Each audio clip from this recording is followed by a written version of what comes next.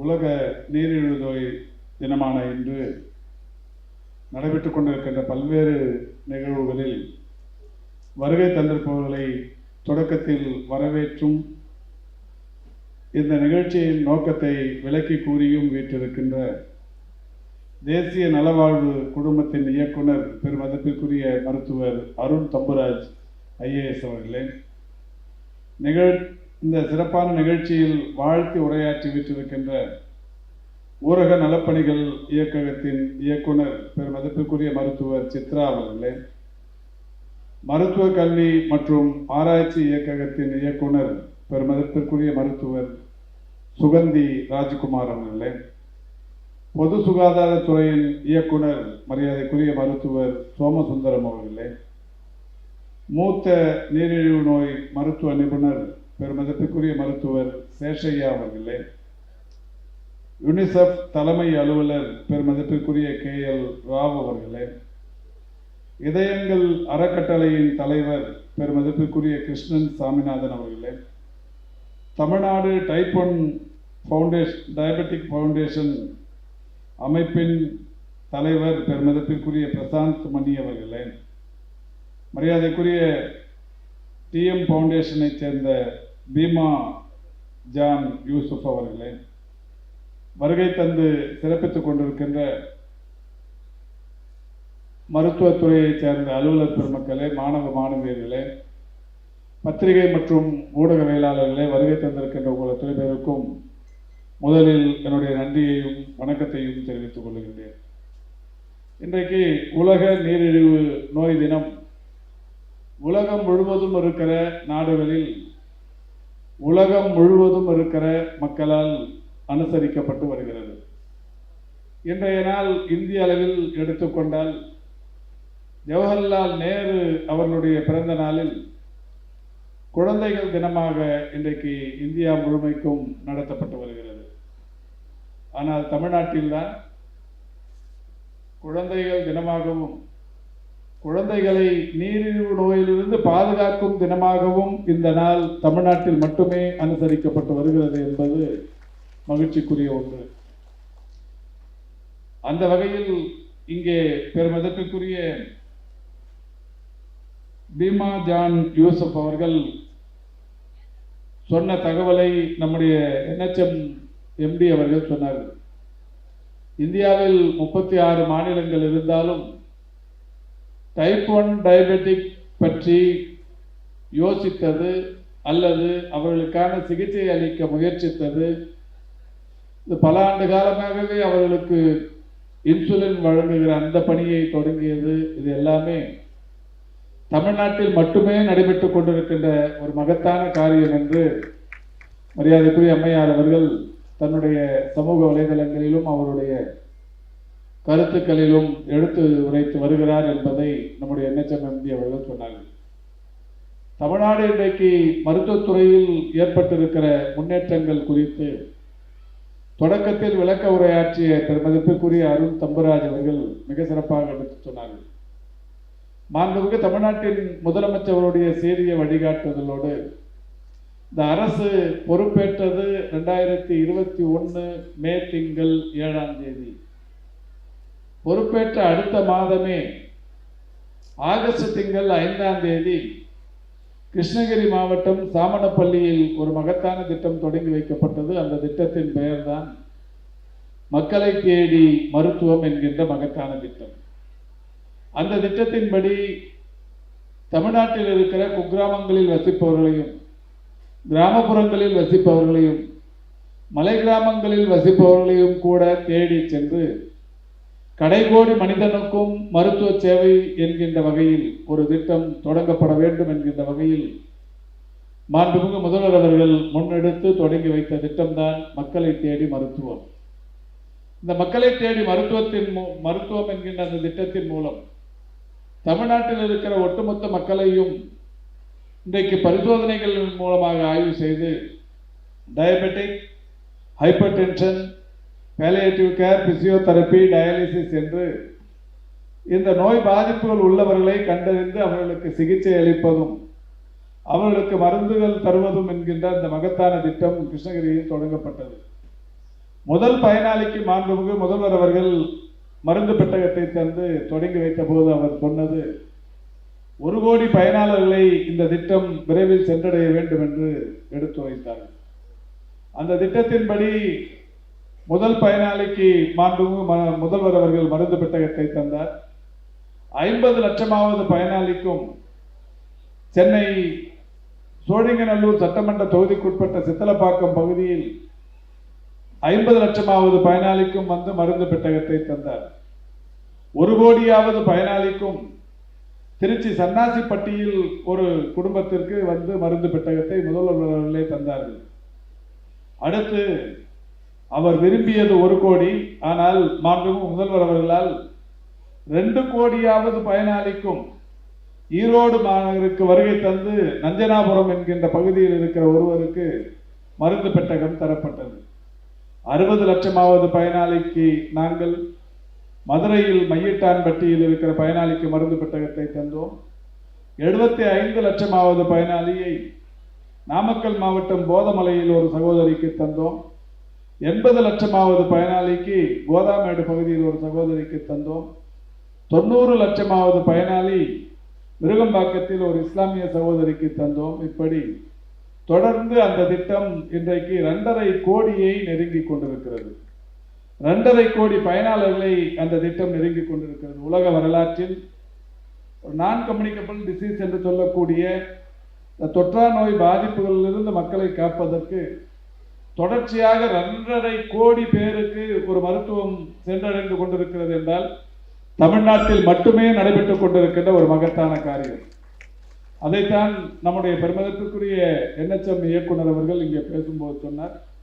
2024 September திங்கள் 25ஆம் தேதி அமெரிக்காவில் இருக்கிற நியூயார்க் நகரில் ஐநா சபையின் பொதுச்சபை கூட்டம் கூடி தொற்றா நோய் பாதிப்புகளுக்காக சிகிச்சை அளிக்கிற தமிழ்நாட்டை பாராட்டி அன்றைக்கு United Nations inter agency task force award என்கின்ற ஒரு விருது தமிழக அரசுக்கு ஐநா மன்றம் அறிவித்திருக்கிறது. எனவே ஐநா சபையின் விருதை பெற்றிருக்கிற ஒரு மகத்தான திட்டம் தமிழ்நாட்டில் இன்றைக்கு 2.5 கோடி பயனாளியை நெருங்கி கொண்டிருக்கிறது. இன்னமும் 2 நாளில் தமிழ்நாட்டில் 2.5 கோடியாவது பயனாளி கண்டறியப்பட்டு அவருக்கு மருந்து பெட்டகம் தரப்படவிருக்கிறது என்பதை இந்த நிகழ்ச்சியின் வாயிலாக மகிழ்ச்சியோடு அறிவிப்பதில் பெருமை அடைகிறேன். அதேபோல் இன்றைக்கு ஏராளமான திட்டங்கள், இன்னுயிர் காப்போம், நம்மை காக்கும் 48, இதயம் காப்போம், பாதம் பாதுகாப்போம், நடப்போம் நலம் பெறுவோம், மக்களை தேடி மருத்துவ ஆய்வக திட்டம், தொழிலாளர்களை தேடி மருத்துவ திட்டம், நலம் காக்கும் ஸ்டாலின், அதேபோல் நேற்றைக்கு அறிவிக்கப்பட்ட ஒரு மகத்தான திட்டம் விமன் வெல்னஸ் ஆன் வீல்ஸ் என்கின்ற வகையில் 38 மாவட்டங்களிலும் 38 வாகனங்கள் தமிழ்நாட்டில் இருக்கிற ஒட்டுமொத்த மகளிருக்கும் கடைகோடியில் வசிக்கிற மகளிருக்கும் கூட இன்றைக்கு அவர்களுக்கான புற்றுநோய் பாதிப்புகளை கண்டறிவதற்கு ஒரு வாகனம் ஒன்று, பிரத்யேக வாகனம் ஒன்றை நேற்றைக்கு மாண்புமிகு முதல்வர் அவர்கள் தொடங்கி வைத்தார்கள். வாய் புற்றுநோய், கருப்பை வாய் புற்றுநோய், மார்பக புற்றுநோய் என்று எல்லா வகையான புற்றுநோய் பாதிப்புகளையும் கண்டறிந்து தொடக்க நிலைகளிலேயே பாதிப்புள்ளவர்களுக்கு சிகிச்சை அளிக்கும் அந்த மகத்தான திட்டத்திற்கு 40 கோடி ரூபாய் செலவில் 38 வாகனங்கள் வாங்கும் பணிக்கு மாண்புமிகு முதல்வர் அவர்கள் நேற்றைக்கு உத்தரவிட்டு அந்த வகையில் முதல் வாகனத்தை நேற்றைக்கு தொடங்கி வைத்திருக்கிறார். இந்த எந்த திட்டமும் தமிழ்நாட்டை தவிர்த்து இந்தியாவில் இருக்கிற வேறு எந்த மாநில அரசு மருத்துவத்துறையும் இதை செயல்படுத்துவதில்லை என்பது ஒரு சவாலான விஷயம் என்றாலும் தமிழ்நாடு இந்த திட்டங்களை எல்லாம் மிக சிறப்பாக இன்றைக்கு செயல்படுத்தி கொண்டிருக்கின்றது. அதன் காரணமாகத்தான் இன்றைக்கு பல்வேறு வகைகளில் இந்த நோய் பாதிப்புகளிலிருந்து மக்களை காத்து தொற்றா நோய் பாதிப்புகளிலிருந்து உயிரிழப்புகளை தடுப்பது, தொற்று நோய் பாதிப்புகளிலும் விரைந்து செயலாற்றி உயிரிழப்புகளை தடுத்தது, இப்படி பல்வேறு விஷயங்கள் தமிழ்நாட்டில் தொடர்ச்சியாக நடைபெற்றுக் கொண்டிருக்கிறது. நான் சொன்ன இந்த மக்களை தேடி மருத்துவத்தின் திட்டத்தின் மூலம் மட்டும் நீரிழிவு நோயினால் பாதிக்கப்பட்டவர்கள் என்று புதிதாக கண்டறியப்பட்டவர்கள் 58,53,666 பேர். இந்த திட்டம் கொண்டு வரப்படாமல் இருந்திருந்தால் யாருக்கு நீரிழிவு நோய் பாதிப்பு இருக்கிறது என்பது தெரியாமலேயே அவர்களுடைய வாழ்க்கை முடிந்திருக்கும். 58,53,666 பேருக்கு நீரிழிவு நோய் பாதிப்புகள் கண்டறியப்பட்டு அவர்களுக்கு மருத்துவம் பார்க்கப்பட்டுக் கொண்டிருக்கிறது. அதேபோல் உயர் ரத்த அழுத்த நோய் பாதிப்புகளும் நீரிழிவு நோயும் இணைந்து இருப்பவருடைய எண்ணிக்கை 54,75,278 பேர். ஆக மொத்தம் 1,13,28,944 பேர் இன்றைக்கு நீரிழிவு நோயினாலும் உயர் ரத்த அழுத்த நோய்களினாலும் பாதிக்கப்பட்டு சிகிச்சை பெற்று வருகிறார்கள் என்பது நம்முடைய இந்த துறைக்கு கிடைத்திருக்கிற ஒரு மிகப்பெரிய அளவிலான மரியாதை. இந்த நிலையில்தான் 2008ஆம் ஆண்டு முத்தமிழறிஞர் கலைஞர் அவர்கள் முதலமைச்சராக இருந்தபோது குழந்தைகளுக்கு வரக்கூடிய நீரிழிவு நோய் பாதிப்பு டைப் 1 டயபெட்டிக், டைப் 1 டயபெட்டிக்கில் இருந்து அந்த குழந்தைகளை காப்பதற்கு, குழந்தைகளுக்கு தேவையான இன்சுலினை வழங்குவதற்கு மாண்புமிகு முதல்வர் அவர்கள் உத்தரவிட்டு இன்றைக்கு இந்த சிறு குறும்படத்தில் நாம் பார்த்தோம். 5064 குழந்தைகளுக்கு தமிழ்நாட்டில் இன்றைக்கு இந்த டைப் 1 டயபெட்டிக்கின் மூலம் பயன்பட்டு கொண்டிருக்கிறார்கள். அந்த வகையில் தான் நம்முடைய NHM MD அவர்கள் சொன்னதை போல இதற்கான சிகிச்சை, இந்த குழந்தைகளுக்கான பிரத்யேக சிகிச்சை தமிழ்நாட்டில் ஏற்கனவே 7 மருத்துவக் கல்லூரி மருத்துவமனைகளில் இங்கே வருகை தந்திருக்கின்ற 2 மிக சிறந்த தன்னார்வ தொண்டு நிறுவனங்கள், தமிழ்நாட்டை பொறுத்தவரை நூற்றுக்கணக்கான ஏன் ஆயிரக்கணக்கான தொண்டு நிறுவனங்கள் இருக்கிறது. ஆனால் இந்த 2 தொண்டு நிறுவனங்கள் குழந்தைகளுக்கான இந்த டைப் 1 டயபெட்டிக்கில் இருந்து குழந்தைகளை காப்பதற்கு இவர்கள் எடுத்துக்கொண்டிருக்கிற முயற்சியை நாம் மிக சிறப்பாக அறிவோம். நானும் பல்வேறு மாவட்டங்களில் நடைபெறுகிற நிகழ்ச்சிகளின் மூலம் அவர்களை தொடர்ந்து கவனித்து வருகிறேன். உண்மையிலேயே ஒரு நல்ல சமூக கண்ணோட்டத்தோடு மிக சிறப்பான வகையில் இந்த குழந்தைகளை பாதுகாக்கும் எண்ணத்தில் இந்த நிர்வாகங்கள் மிக சிறந்த வகையில் அவர்கள் பணியை செய்து கொண்டிருக்கின்றார்கள். குறிப்பாக இன்றைக்கு இந்த 2 நிறுவனங்களை பொறுத்தவரை இதயங்கள் ட்ரஸ்ட் தலைவர் கிருஷ்ணன் சாமிநாதன் அவர்கள், நான் பல்வேறு மாவட்டங்களில் ஆய்வுகளுக்கு செல்கிற போதும் பல்வேறு திட்டங்களை தொடங்கி வைக்கிற போதும் அவரை கண்டு வருகிறேன். மிக சிறப்பாக இன்றைக்கு அவருடைய பங்களிப்பு என்பது இந்த துறையில், குறிப்பாக இந்த குழந்தைகளை பாதுகாக்கும் பணியில் அவர் தன்னை முழுமையாக ஈடுபடுத்திக் கொண்டு அதிநவீன மருத்துவம் என்ன இருக்கிறதோ, நீரிழிவு நோயினால் குழந்தைகளை பாதுகாப்பதற்கு புதிய அளவில் தற்பொழுது உலக அளவில் எந்த நாட்டில் எது சிறப்பானது என்று கண்டறிகிறாரோ அதை இங்கே உடனடியாக கொண்டு வருவதில் ஆர்வம் காட்டி இன்றைக்கு மிக சிறந்த வகையில் பணியாற்றி கொண்டிருக்கிறார். அவரையும் இந்த நிகழ்ச்சியில் பாராட்டுவது என்பது நம் அனைவருடைய கடமை. இந்த உலக நீரிழிவு நோய் தினத்தில் இது போன்ற நல்ல உள்ளங்களை நாம் கௌரவிப்பதன் மூலம் இந்த குழந்தைகளின் எதிர்காலத்திற்கு இவர்கள் பாதுகாப்பு என்கின்ற வகையில் இந்த அறக்கட்டளையை நிறுவி உடைத்துக் கொண்டிருக்கிறார்கள். அவர்களை இன்றைக்கு நாம் மனதார பாராட்டுகிறோம். அதேபோல் பெருமதிப்பிற்குரிய டைப் 1 டயபெட்டிக் நிர்வாகத்தின் தலைவர் மரியாதைக்குரிய பிரசாந்த் மணி அவர்கள் இங்கே என்னிடம் அந்த விருதை வாங்குகிற போது அவர் சொன்னது, டைப் 1 டயபெட்டிக் குழந்தைகளோடு ஒரு நாளைக்கு நீங்களும் மாரத்தான் போட்டியில் பங்கேற்க வேண்டும் என்று சொன்னார். உண்மையில் மிகப்பெரிய அளவிலான மகிழ்ச்சி. நண்பர் பிரசாந்த் மணி அவர்கள் நாளைக்கே ஏற்பாடு செய்தாலும் காலையில் அந்த குழந்தைகளோடு ஓட நடக்க நானும் தயாராக இருக்கிறேன். எப்பொழுது எங்கு வேண்டுமானாலும் அவர் அதற்கான பணியை தொடங்கி அறிவித்தால் நான் வந்து கலந்து கொள்ள தயாராக இருக்கிறேன். காரணம், நானும் நீரிழிவு நோயினால் பாதிக்கப்பட்ட ஒருவன். கடந்த 30 ஆண்டுகளாக நீரிழிவு நோய் உள்ளவர்களில் நானும் ஒருவன். 30 ஆண்டுகளாக இருந்து வருகிறேன். 30 ஆண்டுகளாக எனக்கு அந்த நோய் பாதிப்பு இருக்கிறது. ஆனால் நீரிழிவு என்பது உண்மையில் ஒரு நோய் அல்ல, ஒரு பழக்கம். நம்மிடையே ஏற்பட்டிருக்கிற, நம்மிடையே வந்திருக்கிற ஒரு சிறிய அளவிலான பாதிப்பு. இதிலிருந்து பாதுகாத்துக் கொள்வதற்கு நமக்கே ஏராளமான வழிகள் தெரியும் என்கின்ற வகையில் ஒவ்வொருவரும் அதை உணர வேண்டும். தினந்தோறும் என்றும் நான் ஒரு 10-15 கிலோமீட்டர் நடக்காமல் இருந்தால் அன்றைக்கு எனக்கு பொழுதே போகாது. ஒவ்வொரு நாளும் 4 மணிக்கு எழுந்து ஒரு 15 கிலோமீட்டராவது நடக்க வேண்டும். நீங்க கேட்கலாம், 4 மணிக்கு டெய்லி எழுந்துப்பீங்களான்னு. என்னோட செல்போன்ல இல்லை நான் கட்டிருக்கிற வாட்சில் டெய்லியுமே என்னோட ரெக்கார்டு வந்து பதிவாகுது. யாருக்காவது சந்தேகம் இருந்தால் என் ஃபோன் வாங்கி பார்த்துக்கலாம். டெய்லி 4 மணிக்கு எழுந்துப்பேன். 4:25க்கெல்லாம் நடக்க ஆரம்பிச்சிருவேன்.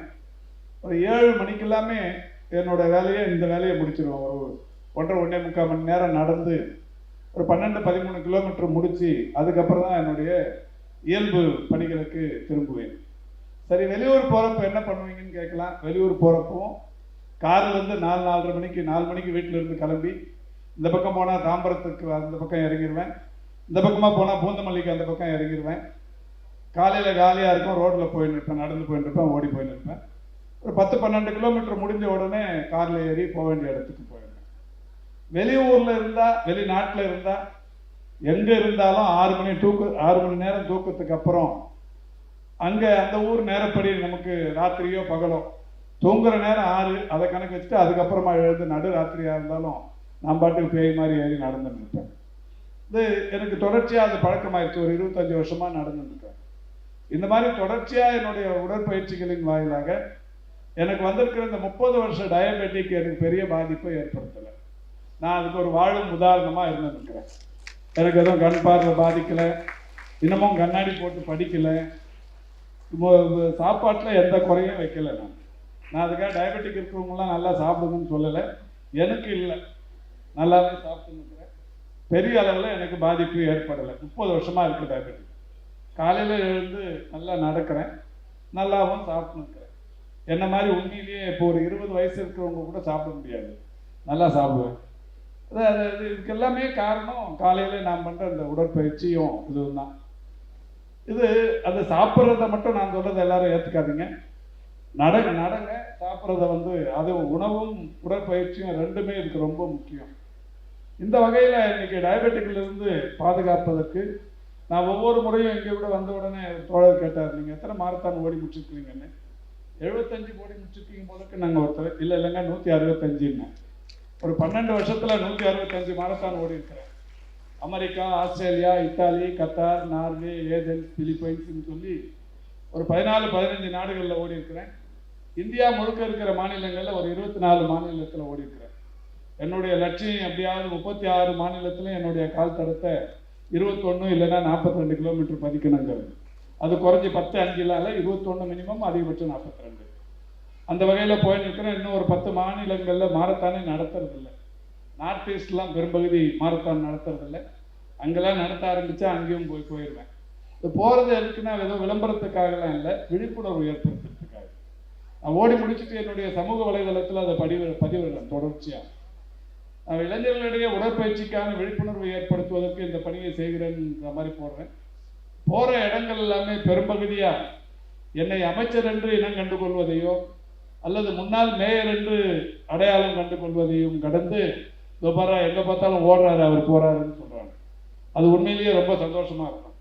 எல்லாம் இப்போது இந்த பெரும்பகுதியாக இப்போ டூர் போகும்போது எல்எச்எம் எம்பிக்கு தெரியும், எந்த மாவட்டத்துக்கு போனாலும் அந்த மாவட்டத்தில் காலையில் ஒரு 15-20 கிலோமீட்டர் நடந்து போய் ஆய்வு பண்ணுவேன். முந்தா நாள் மதுரைக்கு போயிருந்தேன். மதுரையில் வந்து ஹோமியோபதி மெடிக்கல் காலேஜ் என்ற ஹாஸ்பிட்டல் அடிக்கல் நாட்டிட்டு அதுக்காக போயிருந்தேன். காலையில் 4 மணிக்கு எழுந்து மதுரையில் எங்கேயாவது ஹாஸ்பிட்டலுக்கு ஆய்வுக்கு போனால் மந்திரி வர்றாருன்னு சொல்கிறதால அந்த டிஸ்ட்ரிக்ட் முழுக்கவே அலர்ட் ஆகிடுறாங்க. சரி, இந்த டிஸ்ட்ரிக்ட் போகக்கூடாது, பக்கத்து டிஸ்ட்ரிக்ட் போகணும், நடந்து போயிடலாம், எது பக்கமாக இருக்குதுன்னு கேட்டேன். திண்டுக்கல் பக்கத்தில் இருக்குது, திண்டுக்கல் மாவட்டம் தான் பக்கத்தில் இருக்குன்னாங்க. சர்க்கியூட் ஹவுஸ்லேருந்து ஒரு 30 கிலோமீட்டர் போனோம்னா நத்தம் வந்துடும், அங்கே போயிடலாம். நாங்கள் ஒரு 10 கிலோமீட்டர் காரில் போயிட்டு அதுக்கப்புறம் ஒரு 17 கிலோமீட்டர் நடந்து போய் ஆஸ்பத்திரிக்கு ஆய்வுக்கு போயிட்டேன். அப்போது அது மாதிரி ஒவ்வொரு மாவட்டத்துக்கும் போகும்போது இந்த ஆய்வுக்கு போகிறது காலையில் நடந்தும் போய் பார்த்துட்டு வந்துடும்.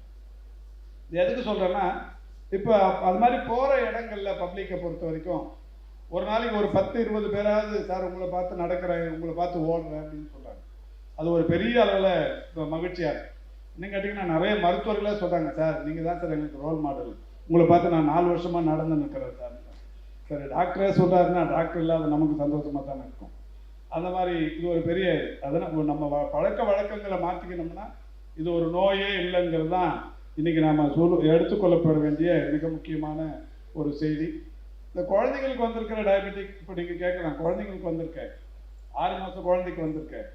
இப்போ இதுக்கெல்லாம் என்ன பண்ணுறது? இதுதான் மாண்புமிகு முதல்வராக இருந்த முத்தமிழறிஞர் கலைஞர் இந்த இன்சூரன்ஸ் ஸ்கீம் இப்போ வந்து தொடங்கி வச்சு இப்போ தமிழ்நாட்டை முழுக்க இந்த கவர்மெண்ட் வந்த உடனே மாண்புமிகு தமிழ்நாட்டின் முதலமைச்சர்களால் ஒரு 7 மருத்துவக் கல்லூரிகளில் இதற்கான சிறப்பு மையங்கள் தொடங்கி வைக்கப்பட்டிருக்கிறது.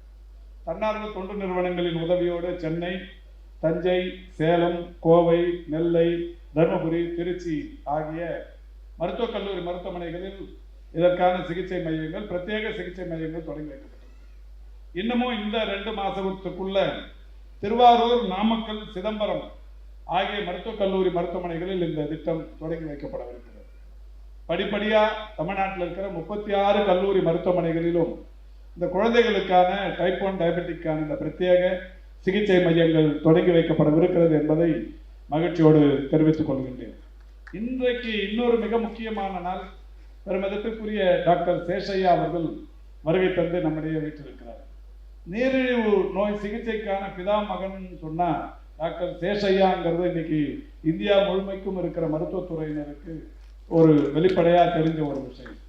அவர் எங்க கையில வந்து கேட்டாரு, இந்த மாதிரி கர்ப்பிணி தாய்மார்களுக்கு டயபெட்டிக் வர்றதை வந்து தடுக்கணும், அப்படி தடுத்தோம்னா ஒன்று அவங்களுக்கு வர டயபெட்டிக்கை தடுக்கிறோங்கிறது ஒன்று, அவங்க மூலியமா பிறக்க போற குழந்தைக்குமே டயபெட்டிக் இல்லாம அந்த ஒரு குழந்தைய பெற்றெடுக்கிறதுக்கான ஒரு வழியை ஒரு ஆய்வு பண்ணி நம்ம பண்ணலாம் அப்படின்னாரு. அவரை பண்ண சொல்லிச்சு. இப்போ அதுக்கான ஒரு வழிமுறை இன்னைக்கு தயார் பண்ணியிருக்கிறோம். மிக விரைவில் அது வந்து தமிழ்நாடு முழுவதிலும் மருத்துவர் சேஷையா அவர்கள் இந்த கர்ப்பகால நீரிழிவு நோயை தடுப்பதற்கு, அதுவும் ஆரம்ப நிலையிலேயே கண்டறிந்து தடுப்பதற்குரிய இந்த சிகிச்சை முறையை இப்பொழுது புத்தகத்தின் மூலம் வெளியிட்டிருக்கிறோம். இந்த சிகிச்சை முறையும் நான் சொன்ன எல்லா மருத்துவக் கல்லூரி மருத்துவமனைகளிலும் இந்தியாவில் முதன்முறையாக தமிழ்நாட்டில் இது நடைமுறைக்கு வருவதற்குரிய நடவடிக்கைகளை மாண்புமிகு முதல்வர் அவர்களுடைய அறிவுறுத்தலை பெற்று செய்வோம். அப்படி செய்யும் போது நிச்சயமாக தமிழ்நாட்டில் மிக விரைவில் நம்முடைய NHM MD அவர்கள் கர்ப்பிணி தாய்மார்களுக்கு ஏதாவது ஒரு மருத்துவமனையில் சிகிச்சை திட்டத்தை தொடங்கி வைக்கிற அந்த நிகழ்ச்சியை எவ்வளவு நாளில் பண்ணார்?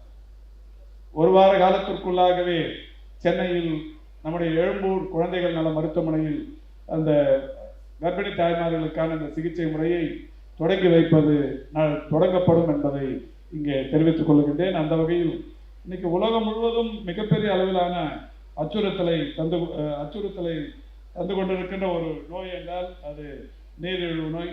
இந்த நீரிழிவு நோயை பொறுத்தவரை மிகப்பெரிய பாதிப்புகளிலிருந்து இந்தியாவில் மட்டுமே நீரிழிவு நோய் பாதிப்புக்குள்ளாளர்களுடைய எண்ணிக்கை 12% பேர் இந்தியாவில் நீரிழிவு நோய் பாதிப்புகளுக்கு உள்ளாகிறார்கள். தமிழகத்தை பொறுத்தவரை அந்த பாதிப்பு 13% இருக்கிறது.